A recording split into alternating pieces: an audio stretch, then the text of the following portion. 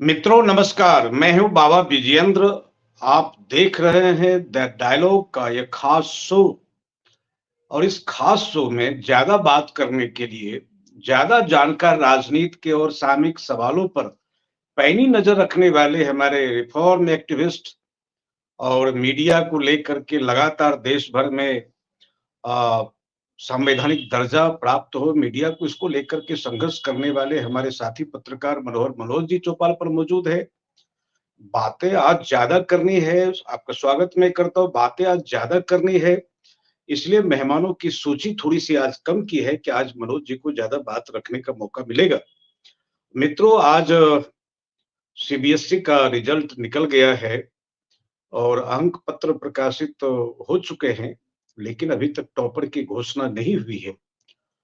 और इधर छात्रों के भविष्य कौन टॉप किया है इस परीक्षा में, इंतज़ार है हम लोगों को जानने का। यह भी इंतज़ार है कि 4 तारीख का जो परिणाम आने वाला है, इसका टॉपर कौन होगा? लेकिन आज के चुनाव के बाद जो चौथे चरण का चुनाव संपन्न हुआ आज, इस चुनाव में जो उत्साह दिखा, पिछले 30 चरणों के बाद यह जो चौथा चरण है, यह निश्चित रूप से भारतीय लोकतंत्र में जो निराशा का एक वातावरण छाया हुआ था, निश्चित रूप से यह चौथा चरण जो है, थोड़ा उत्साह पैदा किया मतदाताओं के बीच और लोग जम जुट करके लोगों ने वोट डाला। ये अलग बात है कि कश्मीर में लगभग बहुत ज़्यादा मतलब कि 35-36% के आसपास में मतदान हुआ और उधर कश्मीर की बात छोड़ दें तो बंगाल में भी बम्पर वोटिंग हुई है और ये बम्पर वोटिंग किसके लिए बंगाल में है? मुझे लगता है कि ये बम्पर या कम बम्पर, ये जब बात कर रहे हैं कि भाई बहुत ज़्यादा निराशा है, कम मतदान हुआ तो लोग कहते हैं कि केंद्र सरकार के खिलाफ में गुस्सा है या केंद्र सरकार के खिलाफ में उत्साह की कमी है। इस कमी के कारण से ये मतदान की कमी हुई है। लेकिन मैं ये जानना चाहता हूँ और हम लोग मनोज जी से जानना चाहेंगे कि यह जो चौथे चरण में आकर के मतदाताओं के भीतर जो उत्साह पैदा हुआ है, यह उत्साह क्या इसलिए है कि 3 चरणों में जो अ, भारतीय जनता पार्टी की खिसकती हुई ज़मीन का अंदेशा था, उसको लेकर के और मतदाता उत्साहित हुए या फिर भारतीय जनता पार्टी ने कमबैक किया, कमबैक। और बहुत सारी आईपीएल में भी देखते हैं कि जिस टीम की स्थिति 5वें छठे नंबर पर है, वह लगातार जीत दर्ज करके जो है वह अपना क्वालीफाइंग मैच में उस टीम ने अपना नाम दर्ज कराया है। तो हो सकता है कि चौथे चरण में मोदी एकादश जो है, मोदी एंड कंपनी जो यह टीम जो है, वह ज़बरदस्त तरीके से उछाल मारी है। अच्छा लगता है कि निश्चित रूप से बड़ी बात हो और 3 चरणों में हिंदू, मुसलमान तमाम प्रकार के जिन्ना, जवाहर, कब्रिस्तान बहुत सारी बातें हैं। हम लोगों ने 3 चरणों में देखा। अब थोड़ा-सा जो है हम लोग का पॉलिटिक्स हम लोग अंतर्राष्ट्रीय व्यक्ति हैं, भले ही मोहल्ले में संगठन बनाएँ लेकिन नाम वैश्विक स्तर का रखते हैं और भारत का चुनाव हो, लाहौर और पाकिस्तान की चर्चा ना हो तो इस चुनाव का क्या अर्थ है? लेकिन हम यहाँ से सीमा पार जा चुके हैं। हमारी चुनाव की जो धमक है, वो कश्मीर से भी पार कश्मीर में अलग बात है कि आतंकवादियों पर लगातार कार्रवाई चल रही है। लेकिन जो पाक अधिकृत कश्मीर है, वहाँ भी आवाज़ बुलंद हो रही है, हमें भारत का हिस्सा बनाओ। यह जो आवाज़ बुलंद हो रही है, यह मैं नहीं कह रहा हूँ कि ये कोई प्रायोजित आवाज़ है या हमारी केंद्र सरकार ने वहाँ वित्त पोषण किया आंदोलन कर्मियों को। निश्चित रूप से जो वहाँ टैक्सेशन है, महँगाई है, भुखमरी है, बेरोज़गारी है, भारत में भी है लेकिन वहाँ की बेरोज़गारी तो बिल्कुल उसके अस्तित्व पर संकट की बात है और वहाँ के पीओके के लोग कह रहे हैं कि निश्चित रूप से जब समझौता हुआ था, ये कहा गया था कि आपको आज़ादी है, कि आपको कहाँ जाना है। तो अब वो लोग कह रहे हैं कि मुझे भारत का हिस्सा बनाओ और फिर जो ये जो सांस्कृतिक राष्ट्रवाद है और सांस्कृतिक राष्ट्रवाद के अग्रदूत मोदी और जो कहते हैं कि भारत की साख बढ़ी है और भारत की धाक भी बढ़ी है। ये साख और जो मतलब कि धाक का मामला है और धमक का मामला है। तो मैं कह रहा था कि साख, धाक और धमक धमक जो है पीओके में सुनाई पड़ रही है कि भैया मुझे भारत का हिस्सा बनाओ। निश्चित रूप से एक भारत में एक संदेश जा रहा है कि भारत का ये जो मजबूत निज़ाम है, ये जो राष्ट्रवाद और पुख्ता राष्ट्रवाद के लिए जो बेहतर इंतजाम पैदा किया है और इस इंतजाम का परिणाम है कि पाकिस्तान की जनता भी कह रही है, मुझे भारत का हिस्सा बनाओ। अब भारत का हिस्सा कैसे बनेगा? इसमें वहाँ के जो हुक्मरान हैं पाकिस्तान के, वो लगातार जो है एटम बम की धमकी दे रहे हैं कि हमारे पास में परमाणु बम है और हमने इसको जो है ईद के लिए या फिर जो है बकरीद के लिए मैंने नहीं रखा है और दीपावली के लिए नहीं रखा है। अगर हमारे अस्तित्व पर खतरा होगा, तो निश्चित रूप से हम एटम बम का भी इस्तेमाल करेंगे और भारत की राजनीति में एटम बम भी घुस गया है। वैसे हम मानते हैं कि हमारे यहाँ एटम बम से ज्यादा जो है हमारे नेता बयानों का विस्फोट करते हैं, उससे ज्यादा विस्फोटक हमारे नेता हैं। मुझे लगता है कि न्यूक्लियर एक्सप्लोजन से ज्यादा यहाँ के नेताओं के जो बयान हैं, वो कम विस्फोटक बयान नहीं होते हैं। हाँ, एटम बम की बात हुई, कांग्रेस एटम बम के समर्थन में है कि नहीं है, या कांग्रेस भयभीत है, या कांग्रेस का सीना बहुत छोटा है, कमजोर है, वो पाकिस्तान के एटम बम से वो डर गया है और पीओके की बात को छोड़ दिया है। तमाम प्रकार की कवायद चल रही है, लेकिन इन तमाम सूचनाओं के बीच आपने अयोध्या की झांकी मनोज जी देखी है और मथुरा तो बाकी है, लेकिन मैं काशी की झांकी भी देखा। निस्संदेह बात जो भी हो, बाबा विश्वनाथ की नगरी आज चमक रही है, दमक रही है, उसकी दिव्यता बहाल हो, लाख असहमति हो, as an MP prime minister की बात छोड़ दें, निश्चित रूप से भारत के प्रधानमंत्री नरेंद्र मोदी ने अपने आप को काशी से कोरिलेट किया और काशी के डेवलपमेंट जो कॉरिडोर को मामला है, इसमें कोई विपक्ष भी नहीं नकार सकता। विपक्ष का काम है विरोध करना। बहुत सारे सवाल हैं जिन सवालों को लेकर के यह हुकूमत घिरी हुई है, लेकिन इसमें कहीं कोई दो राय नहीं है कि बनारस का जो सीट है, जो जो काशी नगरी है, निश्चित रूप से नरेंद्र मोदी ने अपने को कोरिलेट किया है, इंटरैक्ट किया एक-एक लोगों से। अब यह है कि 14 में जिस मार्जिन से जीता, 19 में जिस मार्जिन से जीता, अपने ही रिकॉर्ड को ध्वस्त करते हुए मोदी आगे बढ़ते बनारस में दिख रहे हैं। और अभी की जो भीड़ है, झांकी तो वह था कि मथुरा मैंने कहा कि मथुरा बाकी है, अयोध्या की झांकी देख लिया कैसे-कैसे रोड शो हुए। आज जो रोड शो हुआ है, वो रोड शो बेहतरीन है और उस बेहतरीन में सबसे बेहतरीन बात यह है कि जिसको जालीदार टोपी कह करके पहचानने की बात करते थे, आज मोदी जी की भीड़ में वो जालीदार टोपियां भी बहुत दिख रही थी। वह निश्चित रूप से एक सर्वस्पर्शी ऑल टचेबल कैरेक्टर का जो एक रिफ्लेक्शन होता है, सर्वस्पर्शी व्यक्तित्व की जो अभिव्यक्ति होती है, आज मोदी के उस रोड शो में अभी चल ही रहा होगा अभी। और निश्चित रूप से संध्या आरती के लिए गए होंगे अभी केदार का दर्शन करने के लिए। ये तमाम बातों के बीच में चौथा चरण संपन्न हुआ है। मनोज जी समझाएंगे, मेरा टाइम हो रहा है, 1 मिनट और मैं बात रखूंगा कि यह जो काशी है, काशी कहती क्या है? काशी की पीड़ा है। कभी कभी उज्जैन के पास में, कभी मगध के पास में, ये तमाम प्रकार की काशी लूटती रही है, काशी किसी के अधीन रही है। निश्चित रूप से आज काशी बहुत कुछ कहती है। काशी की अपनी क्रांति धर्मिता है, काशी के पास में कबीर है, काशी की गोद में सारनाथ है, काशी की गोद में तेईसवें तीर्थंकर हैं।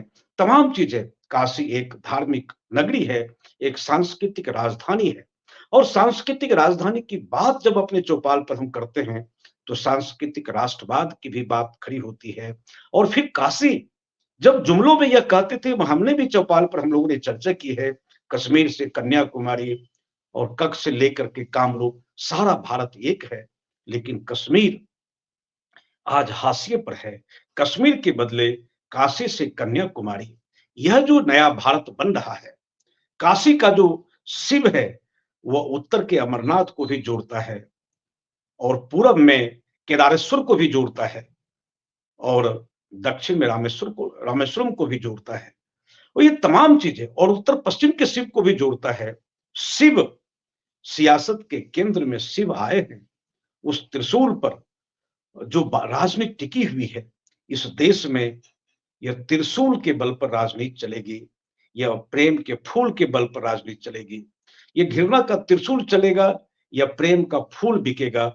यह त्रिशूल और फूल के बीच में 1485 के पहले गुलाबों की लड़ाई हुई थी वहाँ ब्रिटेन में, लंदन में वॉर ऑफ रोजेज हुआ था। आज भी यहाँ सूल बनाम फूल की लड़ाई है, त्रिशूल बनाम फूल की लड़ाई है। एक मोहब्बत की बात करते हैं, एक जो है मुल्क की हिफाजत की बात करते हैं। ये तकरार जारी है। फिलहाल मोदी जी वही हैं, अपनी तमाम बदले हुए बयानों को लेकर के चर्चित हैं कि कल हलफनामा दायर कर आज जो उन्होंने भाषण दिया, कल 2 दिन का भाषण यह है कि किसी भी कीमत पर हम इस देश में आरक्षण को लुटने नहीं देंगे। कल आप कह रहे थे आरक्षण को देने नहीं देंगे। जब गोस्वामी आत्मदाह कर रहे थे, तो संघ परिवार तो ना इधर के थे, ना उधर के थे, बीच में संघ परिवार खेल रहा था। और जब जाति आधारित जनगणना की भी बात हुई, तो सुप्रीम कोर्ट में जाकर के आपने हलफनामा दायर दायर किया था कि इससे समाज टूट जाएगा। आज आप कह रहे हैं कि किसकी हिम्मत है जो आरक्षण को जो है रोक दे। आरक्षण तो देंगे, लेकिन मुसलमान को देना नहीं देंगे और लूटने नहीं देंगे। मोदी जी ने आज बयान बदला है कि हम आरक्षण को लूटने नहीं देंगे। ये तमाम प्रकार की बातें हैं। फिर संविधान मैं ही बचाऊँगा। पहले कहते थे राम सौगंध राम की खाते हैं, मंदिर वही बनाएँगे। बाद में कहा हम ही बनाएँगे। फिर कहा कि संविधान जो खतरे में है, उस संविधान को भी खतरा से हम ही बचाएँगे। आरक्षण को भी हम ही बचाएँगे। हम जैसा छोटा पत्रकार कन्फ्यूज़्ड हो जाता है, भैया हम क्या करें? कहाँ से बात रखें, क्या करें? कोई बयान की कंसिस्टेंसी हो, स्टेबिलिटी हो, तहाँ जाके बात भी करें। सीधे तौर पर इन तमाम चीज़ों के बीच में एक प्रतीक को, क्योंकि चौपाल की बात कर रहे हैं, चौपाल पर एक प्रतीक आज कहा, पाकिस्तान ने जब कहा कि हम चूड़ियाँ नहीं पहने हैं, तो मोदी जी ने कहा कि नहीं पहने हो तो हम पाकिस्तान में घुस करके चूड़ियाँ पहना देंगे। हम इतना ही कह रहे हैं कि आप उसका पैर तोड़ दीजिए, गदा फेंक दीजिए, बम फेंक दीजिए, गोली चलाइए, लेकिन चूड़ियों को अपने भाषण का प्रतीक मत बनाइए। चूड़ियाँ कोई कमजोरी का प्रतीक नहीं है, स्त्रियों की अस्मिता की पहचान है। चूड़ियों को जब बिंब के रूप में लेते हैं, पूरी आधी आबादी को गाली देते हैं। चूड़ी का संबंध जिस जमात से है, वो बहुत ही कमजोर है, निर्बल है, हताश है, निराश है। इसलिए चूड़ियों को प्रतीक मत बनाइए। आप पढ़ेगी बेटियाँ, बढ़ेगी बेटियाँ, तमाम प्रकार की बात करते हैं और उनके सहारे जिन बिंबों का चयन करते हैं, वो बहुत ही स्त्री जाति के लिए खतरनाक है। और आप जब भी कोई बड़ा काम करते हैं, तो हम देश हित में काम करेंगे, जूता पॉलिश करने लग जाते हैं, क्योंकि आपकी दृष्टि में ये है कि जूता पॉलिश करना बहुत छोटा काम है। इसलिए दूसरा प्रतीक बना लीजिए। आप पंडित हैं तो पूजा करने लग जाइए, क्षत्रिय हैं तो तलवार भांजने लग जाइए, लेकिन जूता क्यों पॉलिश करने लग जाते हैं? क्योंकि जूता पॉलिश करना छोटे लोगों का काम है। चूड़ियाँ जो है, वो कमजोर निर्बलता का प्रतीक है। मोदी जी के बयान से इस प्रकार की प्रतिसांस्कृतिक बातें, इस प्रकार की असंसदीय बातें नहीं होना चाहिए। फिलहाल इन तमाम फुटकर सूचनाओं और सवालों के साथ में अब मैं सीधे तौर पर हाजिर होता हूँ कि यह पूरा का पूरा चौपाल जो है, मनोज जी को मैं सौंपता हूँ कि मनोज जी चौथे चरण में, हम लोग तो चौथे पन में आने वाले ही हैं, अभी आए नहीं हैं। हाँ, तीसरे चरण में हम लोग तो प्रवेश कर गए हैं, कुछ दिनों के बाद हम लोग वरिष्ठ नागरिक होंगे। लेकिन ये चुनाव चौथे पन में है। तो चौथे पन में मनोज जी की जो दृष्टि है, वह क्या देख रही है, क्या होना है और टाइगर रिटर्न्स होगा, मोदी रिटर्न्स होगा, क्या होगा? गंगा माँ ने गोद में बुलाया, गंगा माँ ने पुकारा है, चले भी गए हैं और 10 साल से वहाँ मौजूद हैं। क्या लगता है गंगा माँ गोद से उतारेगी? मोदी तो जीत ही जाएँगी, भाजपा का क्या होगा? मनोज जी।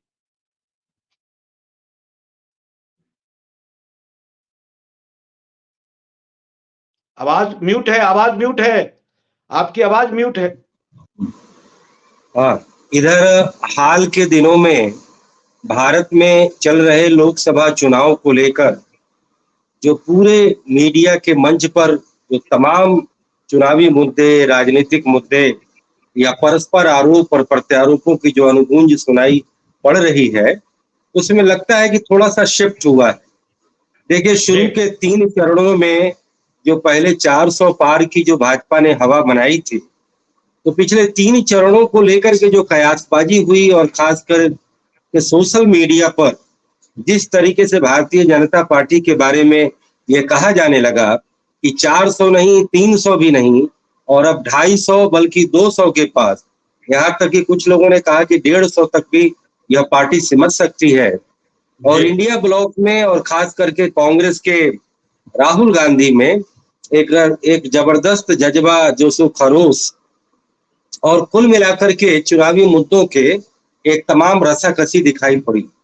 अब जैसे कि चुनाव के जितने आसन्न और विराजमान मुद्दे थे, उन मुद्दों पर तो जबरदस्त बैटिंग भारतीय जनता पार्टी भी कर रही थी और इंडिया समूह भी कर रहा था। लेकिन मुझे लगता है कि राष्ट्रवाद के मुद्दे पर जहां कांग्रेस पार्टी में कहीं न कहीं कन्फ्यूजन की स्थिति दिखाई पड़ती है, तो वहीं देश में बेरोजगारी के मुद्दे पर एनडीए और भारतीय जनता पार्टी में कन्फ्यूजन की स्थिति दिखाई देती है। आपने अभी अपने तर्जुमा में जिक्र किया आरक्षण को लेकर कि भारतीय जनता पार्टी ने पूरी हुंकार भरी कि हम आरक्षण नहीं जाने देंगे, टोटल फॉल्स नैरेटिव है। और मुझे लगता है कि जो देश का जो आरक्षण का इच्छुक जो बहुत बड़ा पॉलिटिकल जमात है, उसको इन बयानों से खुश नहीं होना चाहिए। आरक्षण तो है ही, लेकिन क्या वह आरक्षण प्राइवेट सेक्टर में एक नए लेवल को प्राप्त कर पा रहा है, उस पर डिबेट होनी चाहिए। और जो मेरी जानकारी है कि कांग्रेस पार्टी ने अपने मैनिफेस्टो में, जिसने काका कालेलकर आयोग का कभी विरोध किया था, आज की तारीख में जाति जनगणना, आरक्षण को 50% से ऊपर बढ़ाना और निजी क्षेत्र में भी आरक्षण के नियम को जो है, कानून को जो है लागू करना उनके मुद्दे में है। लेकिन भारतीय जनता पार्टी बयानों में इंडिया समूह को पूरे तौर पे घेरने में बड़ी सफल हो जाती है। और अभी बीच में जो इंडिया समूह को जो एडवांटेज मिला राहुल गांधी के उस बयान से कि 15 अगस्त को 4 जून में हमारी सरकार आएगी और 15 अगस्त को हम देश के 30 लाख युवाओं को रोजगार का सर्टिफिकेट देंगे, तो इससे भारतीय जनता पार्टी बैकफुट पर आ गई। और ये कहा गया कि जिन 6 राज्यों में आपने अधिकतम दूहा सीटों को, वहां पर हर जगह एंटी इनकम्बेंसी से लेकर के कई चीजें चल रही हैं और उसमें खास तौर पे महाराष्ट्र और कर्नाटक का नाम लिया गया, जहां की भारतीय जनता पार्टी को अप्रत्याशित हार की स्थिति झेलनी पड़ सकती है। कुछ महीने पहले मैं राजस्थान और महाराष्ट्र दोनों जगह गया था, तो मुझे वहां की राजनीतिक फिजा से पता चला कि वहां पर ऑपोजिशन को के प्रति लोगों की सहानुभूति है और कहीं न कहीं मौजूदा विश्लेषण में वो दिखाई पड़ रहा है। लेकिन तीसरे चरण के बाद भारतीय जनता पार्टी के लिए सोशल मीडिया में भी कई सारे फील गुड न्यूज इंजेक्ट किए गए और इसके तहत ये बताया गया कि जहां एक तरफ भारतीय जनता पार्टी इन 5-6 राज्यों में अगर गिरावट पाएगी या कुछ सीटों का नुकसान होगा, लेकिन उसकी भरपाई आपके पूर्वोत्तर और दक्षिण के राज्य करेंगे। और उसमें कौन राज्य हैं? तो तेलंगाना है, आंध्र है, उड़ीसा है, आपका झारखंड है और बंगाल है और असम भी है। यह बताया जा रहा है कि बंगाल में, जैसे कि आपके बहुत बड़े चुनावी स्ट्रेटेजिस्ट, राजनीतिक विश्लेषक तो बहुत हैं, सेफोलॉजिस्ट तो बहुत हैं, लेकिन चुनाव रणनीतिकार जिसका बड़ा कॉमर्शियल एक अपना इंटरप्राइज चलाने में प्रशांत किशोर का बड़ा नाम हुआ और पैसा अर्जित किया, अब तो राजनीति के मैदान में उतरे हैं। उन्होंने एक बयान दिया कि बंगाल में, उड़ीसा में और तेलंगाना में सिंगल लार्जेस्ट पार्टी बीजेपी बन सकती है और बाकी बिहार और यूपी में तो चाहे कितना भी अधोपतन हो एनडीए का, सिंगल लार्जेस्ट पार्टी बनने में किसी को कोई शक नहीं है, यहाँ तक कि विपक्ष को भी शक नहीं है। और अभी सोशल मीडिया में जो इंडिया ब्लॉक के समर्थन में तमाम विश्लेषकों की भरमार आ गई थी और वह बड़े कथित बड़े पत्रकार जो डंके की चोट पर कहते थे कि हमें सवाल पूछने की आजादी दी जाए, पूरा जो है मीडिया, गोदी मीडिया है, आज कहीं न कहीं इंडिया ब्लॉक के गोदी में वो सबसे ज्यादा प्रमुखता से बैठे हुए हैं और उनके सारे वीडियो के शीर्षक आते हैं, बिवेयर ऑफ प्रियंका, प्रियंका से डर के रहो, राहुल मैं बोल रहा हूं, मैं खड़गे बोल रहा हूं, तो कभी उद्धव ठाकरे का जो है उभार, यानी विपक्ष के सारे नेताओं की पूरी हवा बनाना, पूरी उनकी ब्रांडिंग करना और उनके लिए मीडिया में बैठ करके पूरी पॉलिटिकल बैटिंग करना, कौन सी पत्रकारिता की महानतावाद है? हम ये जानना चाहते हैं। यह ठीक है कि सरकार के पक्ष में तमाम मीडिया हाउस ने और तमाम मीडिया कर्मियों ने अपनी मानसिक गुलामी को स्वीकार किया, क्योंकि उन्हें अपना कहीं न कहीं अपने पेशे को जीवित करना था, अपनी आजीविका को जीवित करना था और उन्होंने कोई भी यथास्थिति बात के खिलाफ कुछ कहने और पत्रकारिता करने के बजाय सत्तारूढ़ की पोएट्री में जाना अच्छा समझा और हमने उसकी भरपूर आलोचना की। लेकिन जो आलोचक थे वो आज किसकी गोदी में बैठे हैं? मुझे लगता है कि जो सच्चे पत्रकारिता में यकीन करते हैं और थर्ड आई की बात करते हैं, तीसरी आंख की बात करते हैं, वो अपने दिव्य नेत्र से दोनों की कारगुजारियों को जरूर देखें। लेकिन अगर चौथे चरण जो कि आज चुनाव हो रहा है और ये बताया जा रहा है कि पिछले 3 चरणों से वोटिंग का परसेंटेज बढ़ा है और सुबह से ही मतदान बूथों पर, मतदान केंद्रों पर लाइनें जो है बड़ी लंबी हो गई थी और कहीं ना कहीं भारतीय जनता पार्टी में जो एक इंटरनल उनके कार्यकर्ताओं में जो चर्निंग हुई, आत्ममंथन हुआ, तो उसमें उन्होंने ये रणनीति बनाई कि अब हम ये दूसरे सबसे ज्यादा सीटों पर हो रहे मतदान 4 चरणों में आज ये second largest number of seats पर चुनाव हो रहा है 96 पर, जिसमें कि करीब 80 सीटों पर जो है बीजेपी और एनडीए को बढ़त है। तो मुझे लगता है उन्होंने एक नया मोमेंटम ग्रहण किया है, लेकिन हम कोई अनुमान, आकलन और फोरकास्टिंग नहीं कर सकते। ये सब 4 तारीख को ही पता चलेगा। लेकिन इस बहाने जो मुद्दों का जो टग ऑफ वॉर हुआ है, मुझे लगता है कि कांग्रेस पार्टी को आपके सैम पित्रोदा ने, मणिशंकर अय्यर ने और दिग्विजय सिंह ने जो अपने बयानों से जो गठबंधन की स्थिति पैदा कर दी है, जो कि एक निष्ठ और one man show Bharatiya Janata party में उस तरीके की गलती नहीं होती। लेकिन मुझे लगता है कि काश अगर पॉलिटिकल मोरल हाई ग्राउंड पर यह चुनाव चल रहा होता तो बेरोजगारी की समस्या को लेकर के सत्तारूढ़ दल एक नया और बड़ा बयान देता कि देश में करोड़ों बेरोजगारों में एक आशा की एक नई लहर दौड़ती कि हम यदि सरकार बनाएंगे तो बेरोजगारी को लेकर के और नए रोजगार के सृजन को लेकर के एक बड़ी पॉलिसी लाएंगे, एम्प्लॉयमेंट ऑडिट करेंगे और अधिक से अधिक रोजगार सृजन करने की आर्थिक नीतियों का जो है निरूपण करेंगे। लेकिन अहंकार ने मनोज एक बात में पूछना चाह रहा हूँ कि मैं जरूर बेरोजगारी के जो प्रश्न हैं और नौजवान इस सवाल से लगातार भारत के नौजवान मुठभेड़ कर रहे हैं, समस्या इतनी बड़ी है, क्या इस बड़ी समस्या के सामने में क्या पित्रोदा का बयान इस समस्या को खत्म कर देगा? अगर यह बेरोजगारी हिंदुस्तान की तकदीर और तस्वीर को यह बेरोजगारी खराब कर रही है, तो कोई पित्रोदा आवे कि पित्रोदा के आका आवे, ये सवाल को तो ढकने देगा। आखिर कौन सा ऐसा वोट है कि कौन सा ऐसा मतदाता समूह है जो किसी मणिशंकर के बयान से, किसी सत्यनारायण के बयान से और उनके बेरोजगारी के सवाल, किसानों के सवाल, रोटी रोजगार के सवाल, ये तमाम सवाल एक तरफ हो जाए और पित्रोदा, मणिशंकर अय्यर एक तरफ हो जाए, तो क्या मणिशंकर इन सवालों से बहुत बड़े हैं या पित्रोदा बहुत बड़े हैं? आखिर भारतीय मतदाता का क्या मिजाज है कि अपनी समस्या को तुरंत भूल जाता है? यह जी देखिए, आपके 3 सवाल हैं। पहली बात कि हम तमाम विश्लेषक अपने विश्लेषणों में, यानी विश्लेषणों का जो इतिहास है, हम बार बार जो है ये वो करते हैं, आगाह करते हैं कि मतदाता जो चाहेगा, जनता जो चाहेगी। अरे भैया, जनता कोई देश के एक बड़े ऑडिटोरियम में देश की सारी जनता बैठ करके कोई एक पक्ष में एक सुर में कोई राय तो देती नहीं है। अरे जनता का मतलब है कि 50 तरीके की जनता है, 50 दलों की समर्थक जनता है, 50 विचारधारा की जनता है। तो सारी चौपाल में मनोज जी, आपने तो चौपाल में चर्चा किया है, भैया जनता जनता की बात करते हो, किसी एक जनता को खोज लाओ। यहाँ तो सब तो जात जात है, जनता कहाँ है? ना तो इस देश में जनता है ना जन है, यहाँ तो सभी जातियां हैं। तो जब इतना तो वही बात है कि जब जनता का सारा समूह एक जगह एक स्वर में कोई बात कहता नहीं है, तो हम बार बार उलाहना जनता की न करें, हम तो उस सेगमेंट वाइज समस्याओं का निरूपण करें। दूसरी बात, मीडिया को लेकर के भी कहा जाता है कि फलाना इश्यू पर मीडिया ये गलत कर रहा है या सही कर रहा है या फलाने का समर्थन कर रहा है। तो मीडिया में भी तो अनेकानेक गुट है, मीडिया में भी तो तमाम तरीके के ओपिनियन है। मीडिया का एक शगल ये जरूर है कि तिल का ताड़ बना देती है और बेमतलब के सवालों को, नॉन प्रायोरिटी सवालों को प्रायोरिटी बना देती है।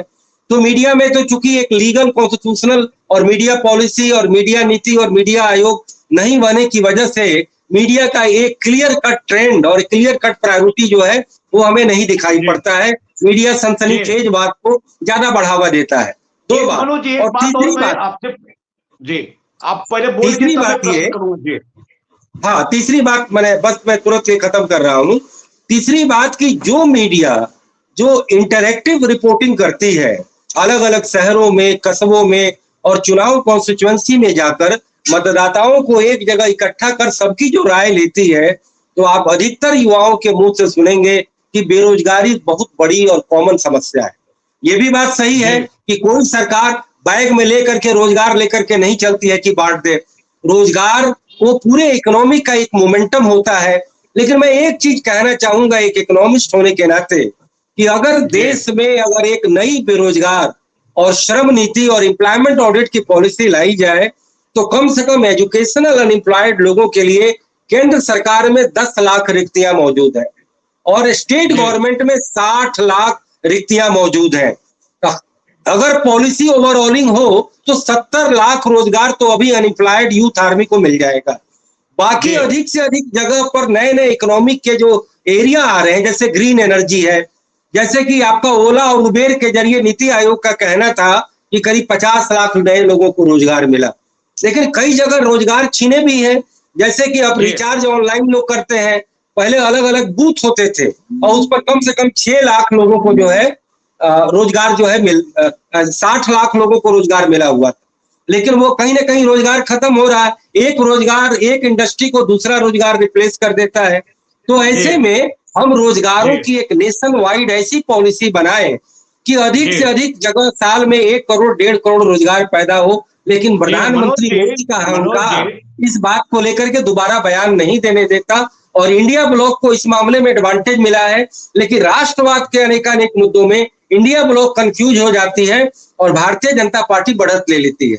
जी, आपका अगला सवाल क्या है? मनोज जी अभी अब इस देश की जनता का मिजाज देखिए। राहुल गांधी की सभा हुई, रायबरेली में प्रचार चल रहा है, तो वहां जनता और कुछ नहीं पूछ रही है कि 30 लाख रोजगार कैसे देंगे, भारत की सुरक्षा किस तरह होगी, भारत का लोकतंत्र कैसे बचेगा, भारत का संविधान कैसे बचेगा। इस जनता के सवाल को देखेंगे और पूरी भीड़ में, हजारों की भीड़ में एक ही आवाज उठ रही थी, एक ही सवाल गूंज रहे थे कि राहुल गांधी ब्याह कब करोगे।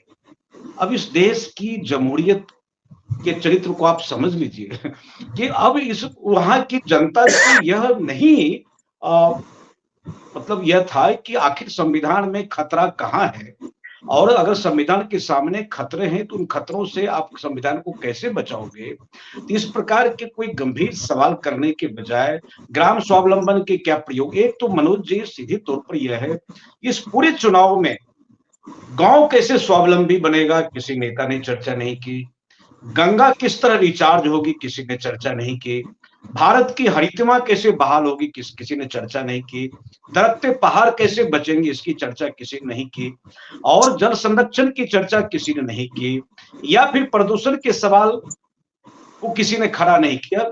जो बुनियादी सवाल है सभी दल इन तमाम चीजों से भागते नजर आए। किसी ने नहीं कहा कि जो असंगठित जो लेबर हैं उसके लिए हम क्या करेंगे, या जो भूमिहीन किसान है उसके लिए भूमि वितरण का मामला क्या करेंगे, या फिर जो प्राइवेट सेक्टर में जो रिजर्वेशन के मामले हैं, ठेकेदारी है या बैंक लोन है, इसमें रिजर्वेशन के क्या सवाल होंगे।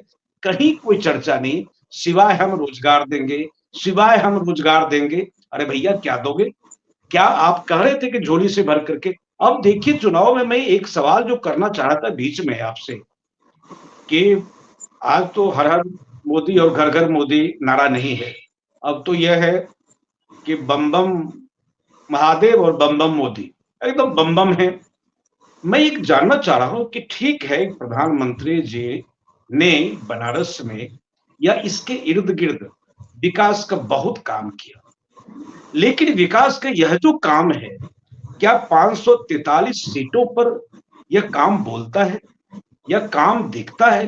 क्या अपोजिशन में जो एमपी जीत करके आए हैं उनके लिए विकास का कोई मॉडल है। आखिर उस जनता का क्या अपराध है जिन्होंने मत दिया। तो क्या इस 543 प्रधानमंत्री होंगे तब 543 सीटों पर इस तरह का काशी की तरह विकास होगा। ये विकास का जो एकांगी मॉडल है राष्ट्र सुंदर तब होगा, कोई शरीर सुंदर तब होता है जब नख से नयन तक लेकर के सुंदर हो। आंख बहुत सुंदर हो और पैर दिव्यांग हो या पेट निकला हुआ हो। अरे भैया, केवल काशी के विकास को लेकर के पूरे भारत के विकास को आप नहीं आंक सकते हैं। काशी प्रधानमंत्री का क्षेत्र है, वहां के प्रतिनिधि हैं, वहां के नेता हैं, तो केवल काशी के विकास को लेकर खगड़िया का क्या होगा, अररिया का क्या होगा, भागलपुर का क्या होगा, चंपारण का क्या होगा, काराकाट का क्या होगा? क्या यही मॉडल वहां होगा? आखिर वे जो एमपी हैं, अपना केवल दिल्ली में आकर के नेम प्लेट लगा करके मटर गश्ती कर रहे हैं, उनके पास कुछ काम है या नहीं है? वे अपने क्षेत्र में कोई मॉडल खड़ा कर पाएंगे या ना कर पाएंगे? करेंगे तो कैसे करेंगे, जब किसी एमपी की ताकत नहीं है कि प्रधानमंत्री के सामने में खड़ा होने का, किसी मंत्री की औकात नहीं है कि अमित शाह के सामने में कोई सवाल खड़ा कर दे कि भाई हमारे क्षेत्र में आपने क्यों नहीं विकास किया, करना है करो, नहीं तो जाओ। यह जो लोकतंत्र का जो सेंट्रलाइज जो कैरेक्टरिस्टिक डेवलप हुआ है, क्या है लोकतंत्र का मतलब? जब दल के भीतर जो इंटरनल डेमोक्रेसी, जब आंतरिक लोकतंत्र बहाल नहीं है, तो आपके ही जो जीते प्रतिनिधि हैं, क्या वो जनता का काम कर पाएंगे? क्या राष्ट्रीय सवालों को लेकर के जो स्थानीय सवाल है, ये दो सवालों के बीच में राष्ट्रीय सवाल महत्वपूर्ण है, अंतर्राष्ट्रीय सवाल भी महत्वपूर्ण है, लेकिन जो तुरंत सवाल है भूखे के लिए चांद भी जो है ना, वो गोल चांद भी रोटी की तरह नजर आता है। भूखे के लिए और कुछ नहीं दिखता है, ना तो पीओके दिखता है, ना एटम बम दिखता है। उसको तो चाहिए, उसकी थाली में रोटी नहीं है, वो उसके लिए बेचैन है। तो ये वो एक भाजपा के एमपी कैसे वहां का स्थानीय सवालों को समाधान तक पहुंचाएगा? यह जो डेवलपमेंट का मॉडल है, इस मॉडल के रूप में मॉडल का जो नया रूप डेवलप हुआ है, मनोज इसको किस रूप में देखते हैं जी? देखिए, ये तो यही व्यवस्था परिवर्तन का तो सारा सवाल है जिसको आपने प्रस्तुत किया। देखिए, एक शरीर को अगर स्वस्थ रखना है तो शरीर के कुछ फंडामेंटल्स है कि हार्ट, किडनी, लीवर, लंग्स, ये सारी 4, 5, 6 चीजें जो हैं आपका स्वस्थ रहेगा। नहीं तो ऊपरी तौर पे कहीं कुछ हो जाए और उसके अंदर की गहराई में बीमारी के कारणों का पता नहीं करेंगे, तो फिर कॉस्मेटिक इलाज से और ऊपरी इलाज से चीजें नहीं होती। उसी तरीके से जो आपने विकास के केंद्रीकरण की जो बात की, जो राजनीति में ठसकवाद की बात की, जो राजनीति में व्यक्ति पूजा की बात की, जो एक उसको लेकर के तो हम लोग लगातार आवाज उठाते रहे हैं। तो कहीं ना कहीं व्यवस्था के व्याकरण है, जिस तरीके से आप व्याकरण ठीक करके पूरे आप लेख को बेहतर बनाते हैं, वो उसका एक फंडामेंटल होता है। उसी तरीके से सिस्टम का व्याकरण है, और इस व्याकरण के तहत जो चुनाव में जो चर्चा होती है, वो सर्वांग रूप से चर्चा नहीं होती। चुनाव में हमेशा लोकप्रिय जुमलों को जो सीधे सीधे मतदाताओं के इमोशन तक ले जाए, और पॉलिटिकल कम्युनिटी बनाई हुई है कि किसान, युवा, महिला, एससी, एसटी, उसके आधार पर राजनीतिक अपनी तकरीर करते हैं और वोटर्स को अट्रैक्ट करते हैं। बाकी आपने जितने सवाल उठाए, सबको लेकर के नौकरशाही है, विभाग है, कार्यक्रम है, योजनाएं हैं। अब हमारा देखने का काम है कि इम्प्लीमेंटेशन कैसा होता है। हमें उसकी रिपोर्टिंग करनी पड़ेगी कि उसमें क्या तालमेल है, क्या तारतम्य है। काशी का विकास प्रधानमंत्री का क्षेत्र है, तो ये तो भारतीय मतदाता भी इस बात को जानते हैं कि हमारे मुख्यमंत्री हैं तो इस इलाके का कायाकल्प हो जाएगा।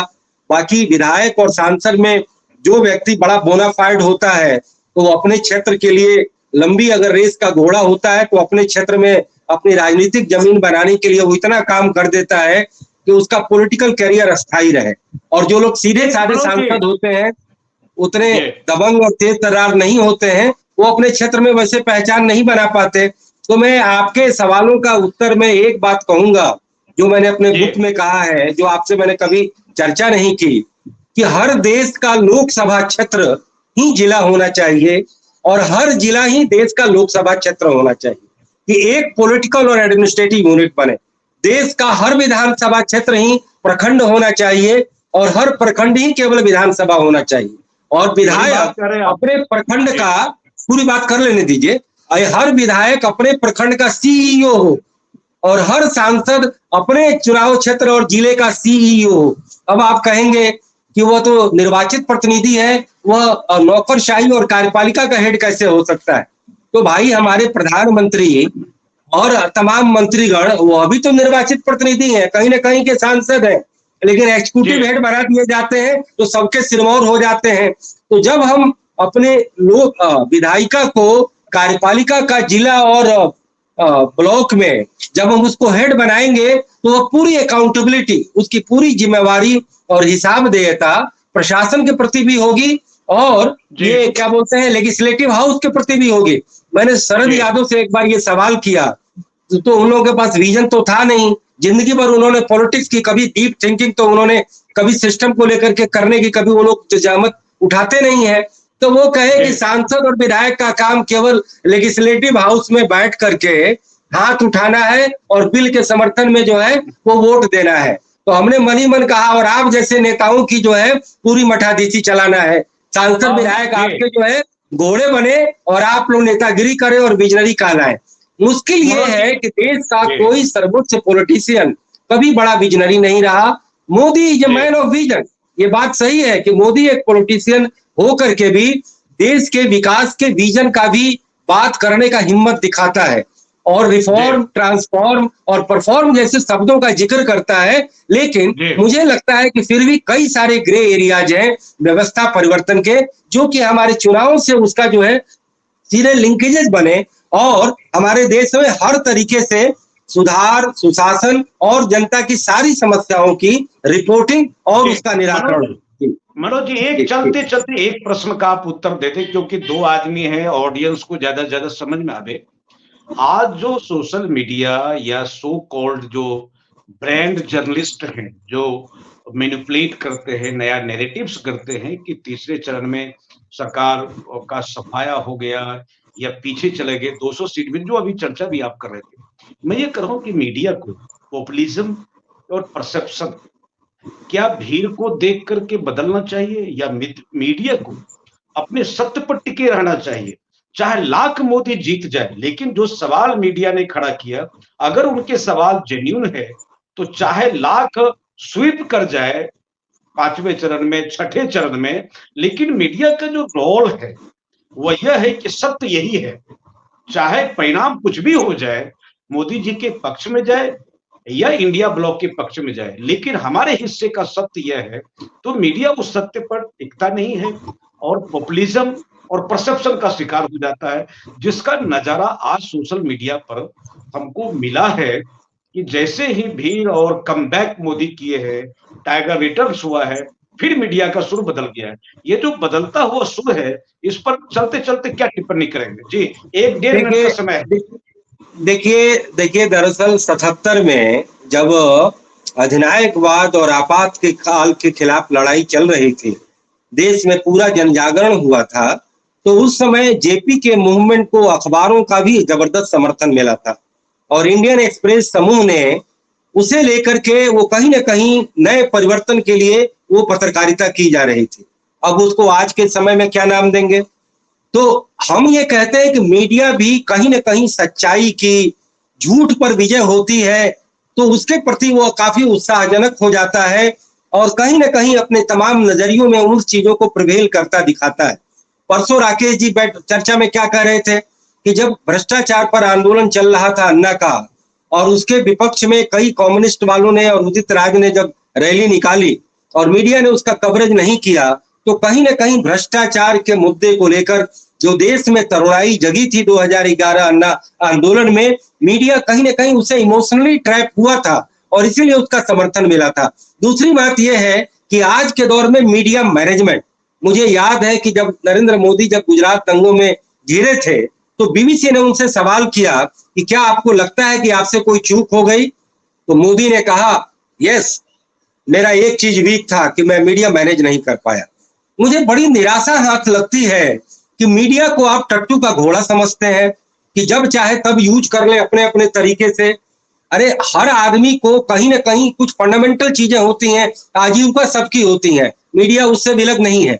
लेकिन मैं जो संविधान का दर्जा देने की बात इसलिए करता हूं कि एक जजेज को, एक न्यायपालिका को इस बात का कभी भय नहीं सताता कि वो किसके समर्थन में करेगी और किसके विरोध में संविधान ने इंपावर किया है। अगर मीडिया भी इंपावर हो जाए तो सत्य की पैरोकारी वो करेगा, अपने गौरव और गरिमा के तहत करेगा, किसी के दबाव में नहीं करेगा। अभी सोशल मीडिया में अगर मोदी के विरोध में ये हवा चली, वो इसलिए चली कि मीडिया को जिस तरीके से प्रताड़ित किया गया, जिस तरीके से मीडिया को अपने कथित गोद में बिठाया गया, तो कई ऐसे मीडिया जो उसमें असहज महसूस कर रहे थे, वह मेन स्ट्रीम मीडिया को छोड़ करके यूट्यूब के चैनल पर आ गए, और कहीं ना कहीं उनकी हताशा और कुंठा भी मोदी विरोध को जन्म दे रही थी। तो दूसरी तरफ मोदी के वो सारी चीजें जो ऑफेंडिंग लगती हैं लोकतंत्र की कसौटी पर, सुशासन की कसौटी पर, और आधुनिक पॉलिटिकल जो मोरल हाई ग्राउंड है उसकी कसौटी पर, तो मीडिया इस वजह से भी विरोध कर रहा था। तो मुझे लगता है कि मोदी को भी आत्मावलोकन करना चाहिए बेरोजगारी के सवाल पर, लोकतांत्रिक सवाल पर। और अब तो वो कई मीडिया कर्मियों को अकेले अकेले इंटरव्यू भी दे रहे हैं। लगता ही नहीं है कि ये मोदी नए दौर के महाराजा हैं, बल्कि लगता है वो पुराने दौर के हैं, जबकि वो मीडिया से खूब मिला करते थे। तो मुझे लगता है मीडिया को लेकर के एक बड़ा पर्सपेक्टिव इंडियन डेमोक्रेसी में जरूर आना चाहिए, चाहे वो राहुल का भी तो उसमें समर्थन मिले, मोदी का भी मिले और सारे लोगों का मिले कि आप मीडिया को एक अलग संवैधानिक दर्जा दीजिए। लोकतंत्र में वो बहुत बड़ी जरूरत है, और सबको बिल्कुल फेयर और निष्पक्ष तरीके से और बिल्कुल सत्य की कसौटी पर, वस्तुनिष्ठता की कसौटी पर, सच्चे चीजों के साथ वह जनमत निर्माण करने में भारतीय डेमोक्रेसी की मदद करे। न कि आप किसी के समर्थन के लिए समर्थन करें, विरोध के लिए विरोध करें और आपका हिडन एजेंडा दिखाई दे। बिल्कुल दो पार्टों में भारत का मीडिया दिखाई देता है, एक बिल्कुल समर्थन के डगर पर है और एक बिल्कुल अंध विरोध के डगर पर है। ये दोनों डगर खराब है, और मुझे लगता है कि इस डायलॉग के मंच पर हम इस तरीके का पर्सपेक्टिव दें जिससे कि लोगों को कहीं उसमें संदेह और किसी भी तरीके का ग्रे एरिया ना दिखाई पड़े। बहुत बहुत धन्यवाद मनोज जी। आज मुझे लगता है कि बहुत दिनों के बाद इस चौपाल पर मनोज जी ने बहुत सारे सवालों पर जो उनकी समझ है, मैं बार बार इस चौपाल पर कहता रहा हूं कि हमारा कोई भी साथी अपनी समझ को अंतिम समझ नहीं मानता है।